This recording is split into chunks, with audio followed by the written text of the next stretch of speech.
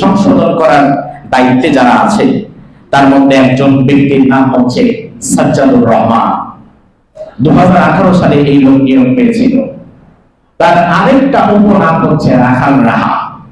এই ব্যক্তি বেশ কিছুদিন পূর্বে তার ফেসবুক স্ট্যাটাসে এই সাম্প্রতিক সময়ে আল্লাহকে এবং রাসূলকে নিয়ে বাজেভাবে কটূক্তি করেছে।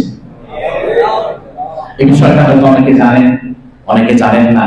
অনেক জাতীয় দৈনিক সহকারে অনেক জায়গায় সংবাদ প্রচার হয়েছে।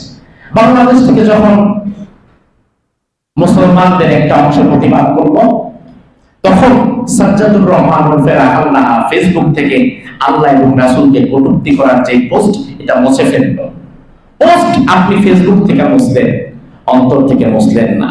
সব চাইতে বড় কথা হচ্ছে বাংলাদেশের 18 কোটি মুসলমানের সন্তান যে পাঠ্যপুস্তক পড়ে বেড়ে উঠবে, ওই পাঠ্যপুস্তক সংশোধনের দায়িত্বে যদি রাখাল রাহা সাজ্জাদুর রহমানের মতো ধর্ম বিদ্বেষী, আল্লাহ বিদ্বেষী, নবী বিদ্বেষী কোন জালেমকে বসিয়ে রাখা হয়, তাহলে এই জাতির সন্তানগুলো তো পরবর্তীতে আব্দুল কাদের জিলানী না, বরং তার তসলিমা নাসরিনের মতো একটা টাকা তৈরি হবে।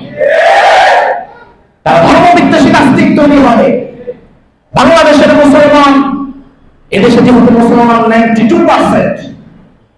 92% মুসলমানের সন্তান যে শিক্ষা ব্যবস্থা করে বেড়ে উঠবে, সেই শিক্ষা ব্যবস্থা যাদের হাতে, তাদেরকেও যাচাই বাছাই করার দরকার আছে না নাই? আপনারা আওয়াজ তুলেছেন সংস্কার চাই, সংস্কার চাই, সংস্কার চাই। সংস্কার করবেন কারে দিয়ে? স্বৈরাচার আর রাখাল রাহাদের মতো ধর্ম বিদ্বেষীদেরকে দিয়ে সংস্কার করবে?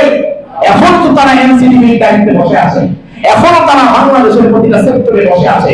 এইভাবে করে কিয়ামত পর্যন্ত সংস্কার হবে না। সংস্কার হবে তখন যখন এই জালিম গোলাদের টেনে নামিয়ে ওইখানে ভালো মানুষদেরকে নিয়োগ দিতে পারবেন। শিক্ষা ব্যবস্থা গুরুত্বপূর্ণ একটা জায়গা। শিক্ষায় যে জাতির ভেজাল, ওই জাতির চরিত্রের মতো ভেজাল। শিক্ষা ব্যবস্থার মতো গুরুত্বপূর্ণ জায়গায় ধর্ম বিদ্বেষী লোক কিভাবে সুযোগ পায় আমাদের বুঝে আসে না।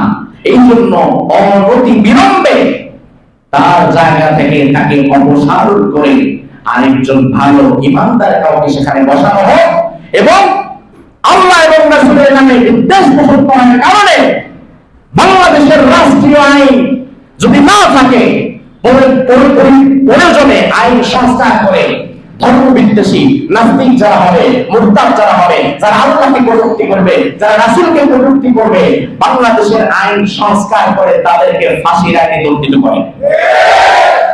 নিজের দলের রাজনীতির জন্য কত সংবিধান আপনি সংস্কার করলেন, কত আইন পরিবর্তন করলেন। আল্লাহ এবং রাসূলের সম্মান হেফাজতের জন্য নতুন করে কিছু আইন সংস্কার করার দরকার আছে না ভাই? অন্যথায় কোনদিন সংস্কার হবে না। জালিমদের পাশে বসাইয়া সংস্কার করা কোনদিন যাবে না। আমরা দেখতে পেলাম বিগত দিনে এক ব্যক্তিকে গুম করা হয়েছে।